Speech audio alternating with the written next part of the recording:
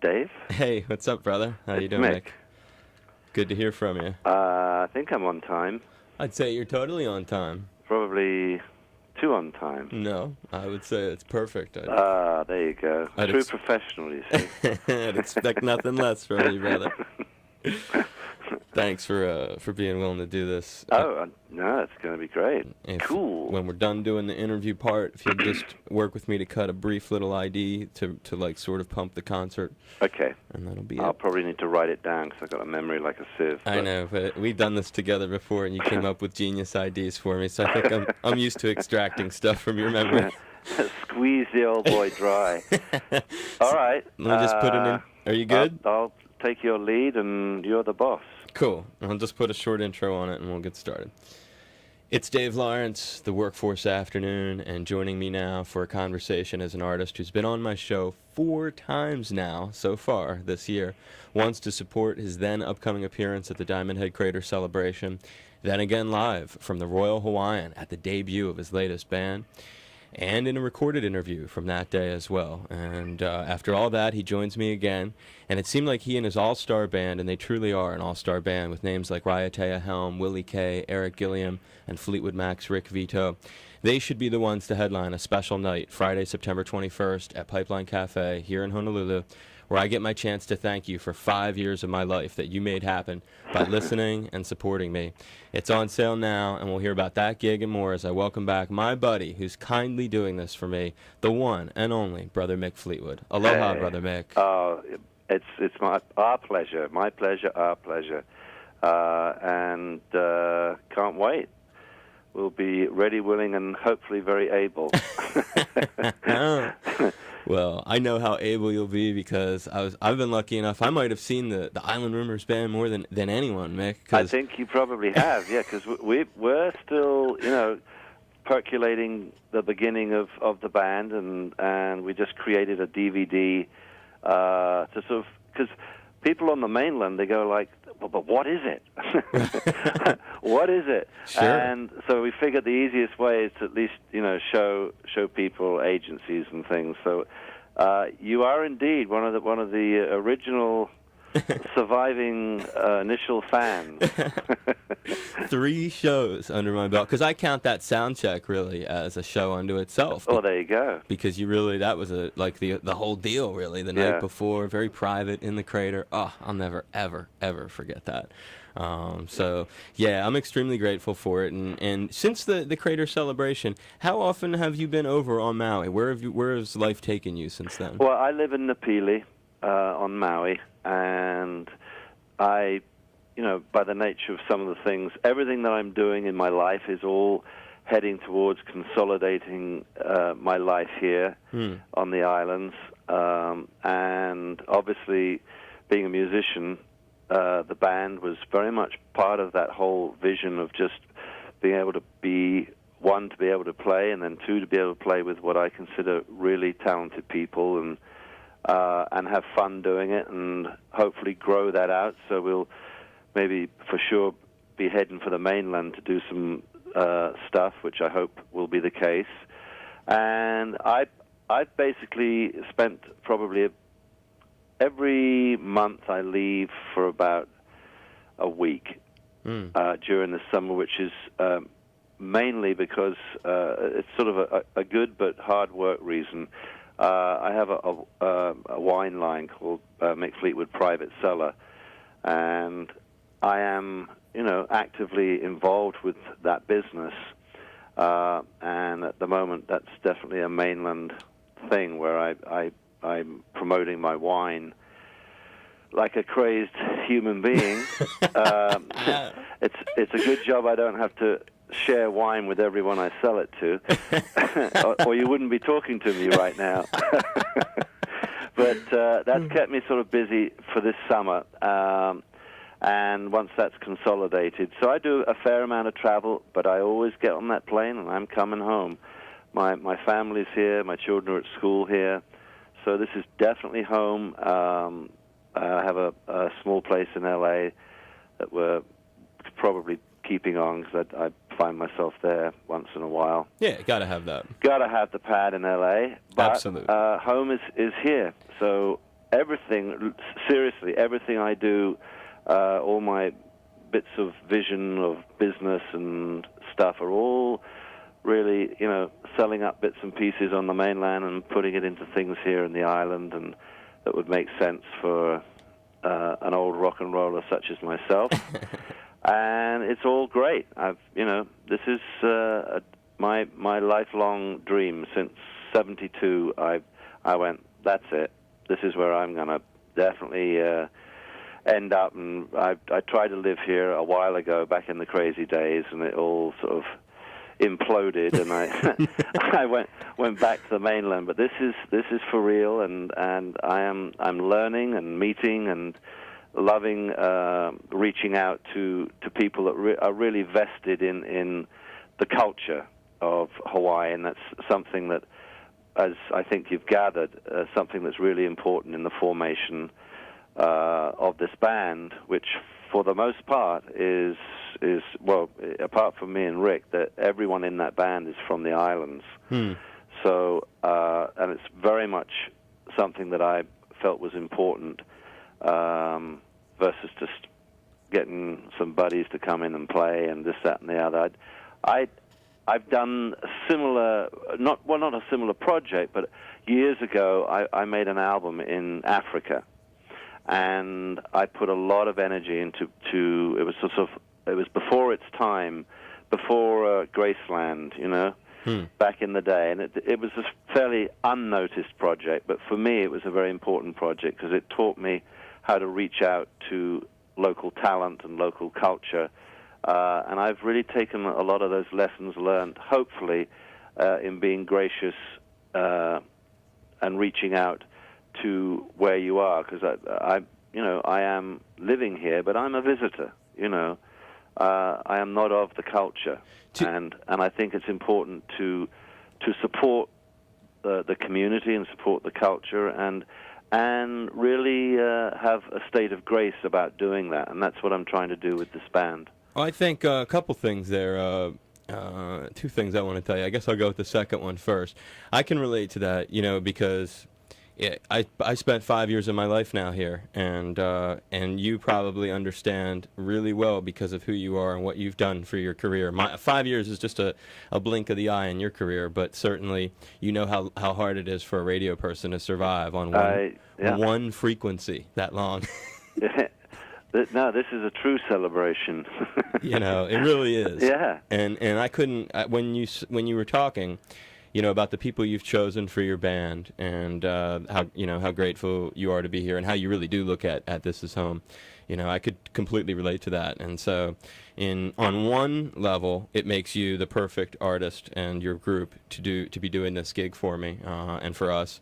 And then on another level, I realized it was only really after that we had confirmed the Mick Fleetwood and the Island Rumors Band for this gig that I began to realize how many of my very, very favorite lyrics and songs were Fleetwood Mac songs, and how on that level too it was really appropriate. And that's the truth. I'm talking about things like Landslide, Dreams, The Chain, Gold Dust Woman, Hypnotized. I've shared this with you before, but it's I think that's a great point of it too. So these are some of the greatest songs ever in classic rock, and the thought that a bunch of them will be in the set list that night. Yeah, we have a lot of fun, and some of them we approach differently, and but that's the joy of it, where I'm very, very comfortable with being able to do that.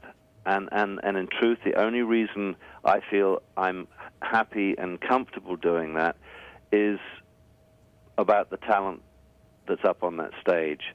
That it's so not about sort of being, just everyone is so individually characterized with their talent, that you hand them a Fleetwood Mac song, and sure, it's my legacy and my band and everything, which God knows it's fun to do, but it becomes very real and artistically completely convincing for me, just knowing that by the very nature of these people's style, and that is just their own style, that it doesn't get into a thing that they're just sitting there copying the vibe of something that went before, and thus it becomes, to me, very credible. Totally credible. And we have a lot of fun doing it, and then that's that.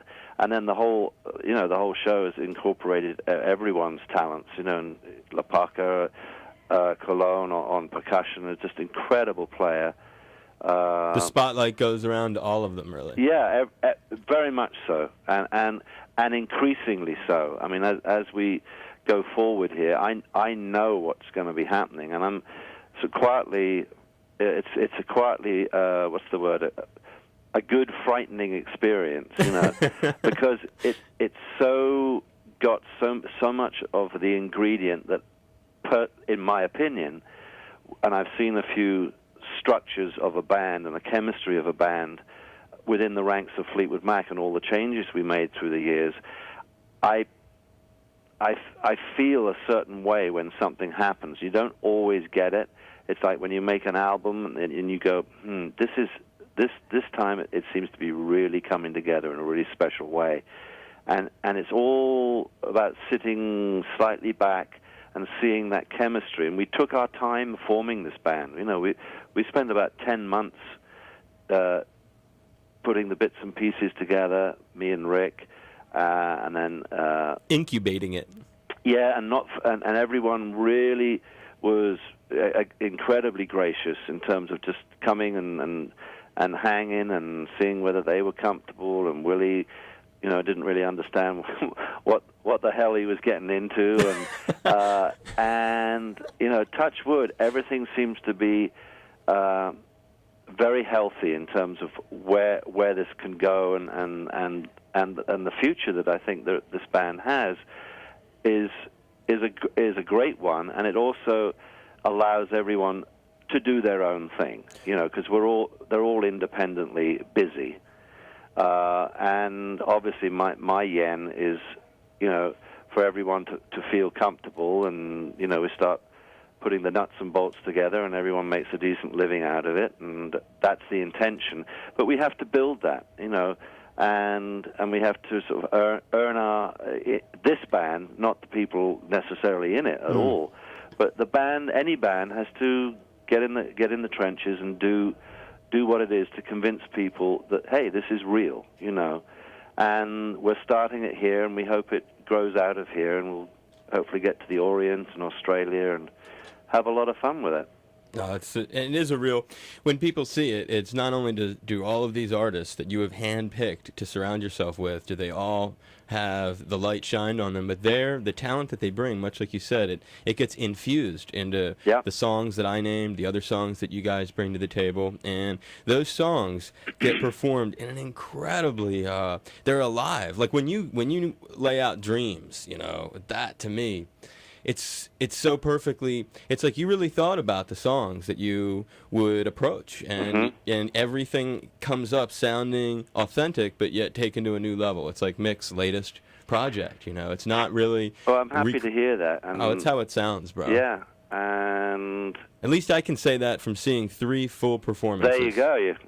I mean, I went to 3, so that was and I'm a huge Fleetwood Mac fan, yet I also live here, so I think you kind of scored sticking it all together. I had a question when you mentioned the Africa thing. It's totally off the subject, but I just want to know, were you into like Manu Dibango and Fela Kuti and stuff? I confess that I'm not horribly familiar. They sound very familiar in terms of. They were just like older African artists that were doing like poppy, funky, psychedelic stuff. Yeah, I know those names sound vaguely familiar, but in terms of being thoroughly aware of it, I would have to say no. No, that's cool. I was just curious. But that's me. I mean, I'm one of these creatures that, in truth, when I'm called out completely, I go, well, oh yeah, you mean that? And I've got a terrible. It's all in there, and yet I don't sort of. That's the way I play. People will say, well, you know what you're doing? I said, well, not really. Oh, that's the genius of it. It just comes out. But I was, and always have been, with Fleetwood Mac. I went to Africa, and I came back with Isaac Asante, who ended up actually doing the whole Graceland tour later on. but he played Isaac Sante, a Ghanaian master percussionist, played with Fleetwood Mac for 10 years. Right. So, and I met him when I was in Africa doing the project. So believe me, I am definitely connected to that whole sensibility as a drummer in terms of appreciating it. Totally. Obviously I do what I do, but I am definitely loving a lot of the music that comes out of North Africa, especially. A lot of the Moroccan African stuff I love. You're a real percussion cat, and that's the thing about you. Well, I dabble. I'm. But a lover of it. I'm a total lover of it, and I love handing off and playing, with other people. With other people, but I also know, much like Charlie Watts, they have percussion on stage with the Stones now, but I spoke to Charlie Watts, and we're sort of similar, coming from very similar background, as players, and the old English ethic of keeping it simple and just swinging, but it's very, very critical that a drummer, or any drummer who's like leading off the pack, you really have to find those very special players that know what to do and how to play with you. And Lopaka is totally someone that blows my mind, because if you get someone that's like doing their own thing, they do the opposite of what you're trying to achieve, that they pull the band apart, because there's only one lead drummer in an ensemble, and in this case, it's me or anyone who's playing invariably someone who's playing the traps kit, and it's that magic of knowing where to put it, the special it, and so Asante was someone that I found, and I played with great percussionists that just I don't suit them, or maybe they don't suit me, but I think it's usually towards that feeling where the ethic of playing is about being sympathetic with each other. And if you see a great band and it's happening on stage, there's a reason for that. The sense of collaboration. A total sense of I'm stepping out and not creating like just a wall of I'll get everything in that I can get in before you. Right, it's integration. And we've seen bands like that, and some of them actually are interesting to a point, but for me, it's totally not what my music has been about. It's all about the chemistry of the people, and it's so important. So this band, truly, it's a happy band, and we're digging it, and that's the magic. No, there's such a great vibe, and one of the things I was going to ask you, and one of my favorite parts of the show is the percussion jam and World Turning, and I wanted to ask you a personal favor relating to that jam. For over 3 of my 5 years here, and I don't know how much time you get to spend listening to 105.9 in the afternoon when I'm on, but right. My good buddy Carmine Appice, who you know who that is. Yeah. He's been a regular guest. He's been a good friend of mine, he and his girlfriend, and he's helped me get a lot of treats for the show, like Brian May and Spencer Davis, Ray Manzarek, all kinds of people. So he lives here? He actually lives he lives in L.A. and New York, and he just calls in from wherever he is, and is often, he does great. sessions with all kinds of crazy people, and he'll get me them for guests, and because he's been so good to me and has been such a magnanimous guy, the station, we are flying him out here for my party. He'll be here the day before at Cha Cha Cha in Waikiki, which you're invited to, and then he'll be in town that weekend for the concert too.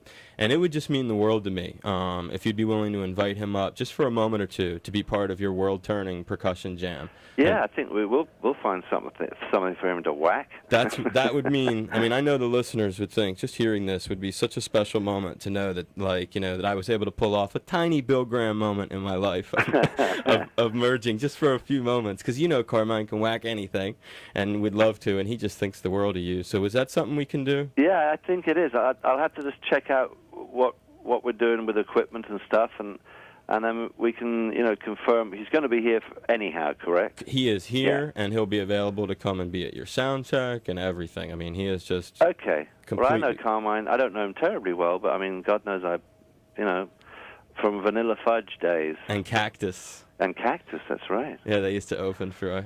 And what's he doing these days? Is he just doing sessions, or he's got a band? He's doing sessions. Sometimes he tours and works with Pat Travers. The Vanilla Fudge just opened for Deep Purple at Radio City Music Hall. I happened to be there. Oh wow, that was killer. It was amazing to see the original Vanilla Fudge opening for Purple at Radio City. Are you kidding me? I'm not, and because I flew back just for for the week to see the Police actually at Madison Square Garden and to see my mother and father and stuff. Right. And the guys in Purple are just so kind. Ian Gillan invited me to come do an interview with him, before the show, and I got to watch everything on the side of the stage. And just was it packed? Oh yeah, sold out at Radio City. The original Fudge and then Deep Purple together. Oh, fantastic! What a great bill. It was hot. And, no, Richie wasn't playing with them, was he? No, Steve Morse is in the band now. Right. I was going to say, Richie didn't return. No, never came back. But Steve's very talented from the Dixie Dregs and from Kansas, and he's been in Purple. And Ian was on vocals. Yep, Ian Gillan on vocals, Ian Pace on the drums. Right.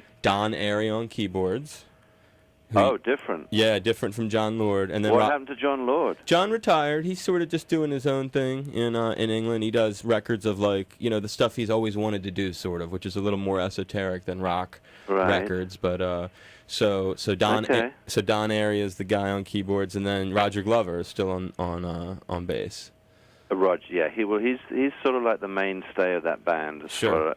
He used to pull them all back together. I remember. Yep. And they sounded just... And Ian's voice is all good, all the high notes and... it's just so... he sounds weathered. He sounds like... It's like a piece of leather.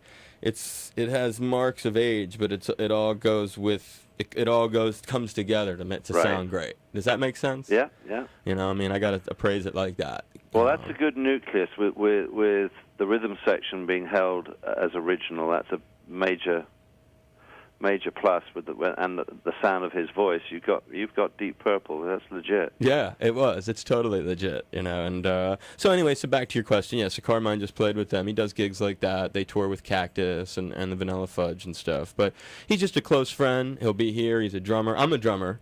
And everyone who listens to the show knows that because I'm always talking about guys like you in a certain way. And no, I'm sure we can pull something together, and what a nice thing that's going to be. Bang. That'll be nice, man. You're a good sport for being willing to do that. And has anyone else from Fleetwood Mac? I've been very curious if you've gotten reaction on this new project from people like Stevie or. I may be playing some old buddies of mine, Aerosmith. I heard about that. And at the sort of drop of a hat, I said, So I phoned the lads up and said, if I get my band there, we'll open up for you. So I'm hoping, and Stevie's going to be here because I'm doing a corporate show with Stevie, a private show in Honolulu around the same time. So I think she's going to be on island here. So she will, if we pull it off, she will be the first Mac member to see us in action. That's cool. So there you go. Is she going to be on island when we're doing my party, or is she not coming till after that? No. You know how cool that would be if you brought her along to my thing? I don't think she is. I think she's not here. Because she's actually my twin daughter's fairy godmother. So I think she's doing something with my wife. Oh, wow. On the island here. Okay. With the kids. But I'm not actually... I'll take a rain check on that because I'm not good with dates. But I think whatever she's doing, she's only going to be there. She's hit and running it. I get it. And then she's going back to, I think she's spending a few days on Lanai and then going back to the mainland. So none of the other stars who live on Maui, though, sometimes, who are all over there, like Paul Stanley or Sammy Hagar, Alice Cooper, Carlos Santana, Patrick Simmons, none of those cats have come out and seen the band yet? Have I really seen you guys that much more than all of those guys? Yes. Really? None of them have seen it yet, huh? No, Pat, the only one who got Pat was coming. Then he got a gig that came in with the Doobies, and he left town. Okay. Well, man, it's going to be very special, and if you can, I'd love it if you could stop by the party the day before in Waikiki. You're more than welcome if you get into town on that day before the gig, which is Thursday. Yeah, I'm not sure whether we are, because I know we're having a sort of sound check the day of. Yep. But who knows? If I'm there, believe me, I'll come. Yeah, I'd love to have you there. Carmine will be there. Probably Yvonne Elliman and Alan Alexander, who are going to be the opening acts at that show, who've been very good to me. So cool. Please know that if you're ever cruising in the afternoon in between now and then, and you're listening to my show and you're inspired, yeah. Don't hesitate to call me, Brother Mick. And I think we're getting you some of our live clips of music. I would love to play them on my show. That you can put in with the ads for your event. Have you heard the ads? No, I haven't. Okay. Well, please get me any live stuff you can get me. I'd love to play it on my show. Yeah. And it's on sale now, Friday, September 21st, Pipeline Cafe, all Ticketmaster outlets, including Times Supermarkets, Ticketmaster.com, charged by phone at Hawaii's Natural High.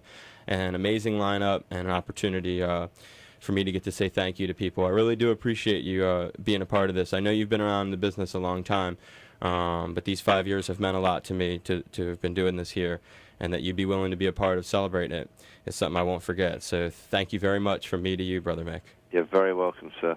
And I look forward to these gigs. Thank you. Yeah, God bless. Aloha, it's Mick Fleetwood, and we look forward to seeing you at Pipeline Cafe as we celebrate 5 years of my buddy, Dave Lawrence. Aloha, Dave.